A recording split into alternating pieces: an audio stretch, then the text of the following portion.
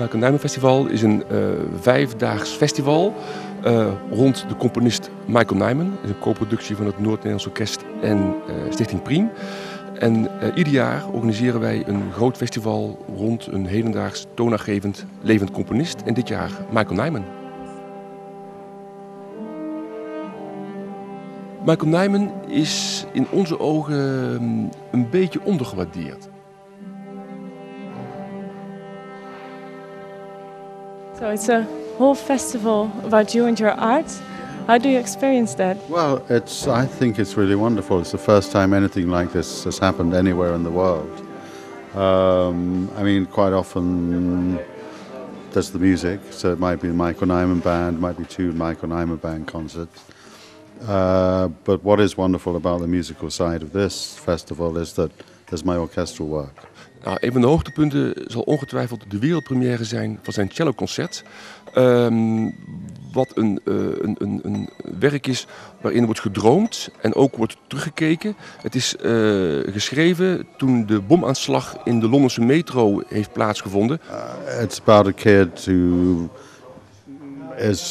who's lost his childhood basically and he's been put in a kind of a foster home or an institution. He kind of escapes and kind of runs through the woods and tries to find his mother. So the musical material had to be very childlike.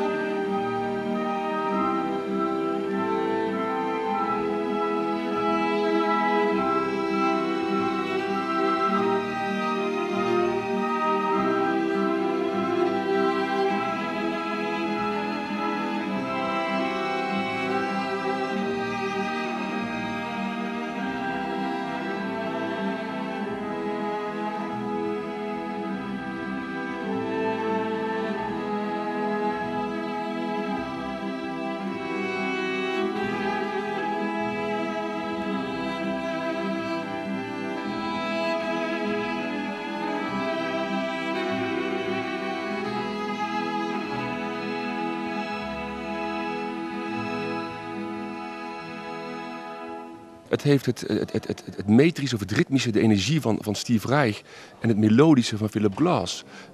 Het is enorm pakkend. Je komt in een soort trance terecht of in een soort wave terecht waarin wordt meegesleurd. Yeah, it's a really interesting piece. Very different from Michael's usual writing, and it's very lyrical, very singing, long lines, powerful in a different way. Normally he's very rhythmical, and it does have some rhythmical elements, but it's powerful in its relentlessness of the line.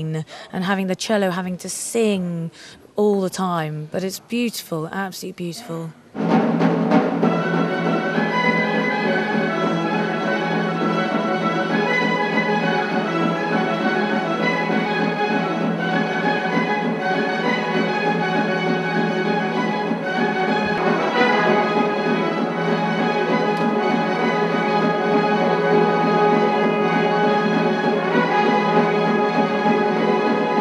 Het festival geeft een behoorlijk beeld van de renaissanceman Michael Nyman. Hij wil zichzelf ook niet als componist zien, maar inderdaad als muziekcriticus, als historicus, als fotograaf. En zo ook is hij tegenwoordig helemaal into de fotografie. En zijn foto's zijn dan ook weer interessant, want het is natuurlijk, minimal music is een herhaling van elementen, een herhaling van ritme, een herhaling van melodie. En ook zijn foto's zijn eigenlijk een soort contactsheets die je ziet, gewoon beelden met kleine verspringingen erin. Dus ook in zijn fotografie komt eigenlijk zijn muziek terug of vice versa. The exhibition is called Sublime. Yeah. Why is that? Well, because there is a sequence of photos that I took across the road from a cinema.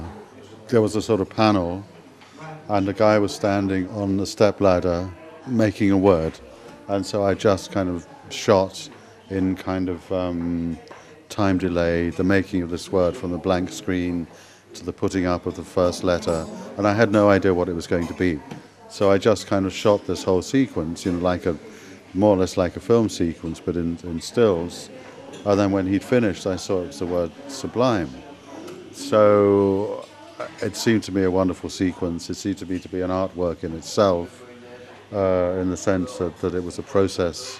It was a process piece, which is very kind of appropriate to the kind of music that I write. And then, you know, the word sublime, you know, has such significance in itself that it seemed, when I published my book of photographs in Turin about 18 months ago, it seemed very logical that the front cover should have this complete sequence, and that represented sublime, and the book itself should be called Sublime. And it's not really a comment on my work, or not a comment on the sublime. It's just, you know, that word could have been very nice, or that word could have been astonishing, or whatever, but the fact that it was sublime makes that sequence much more significant.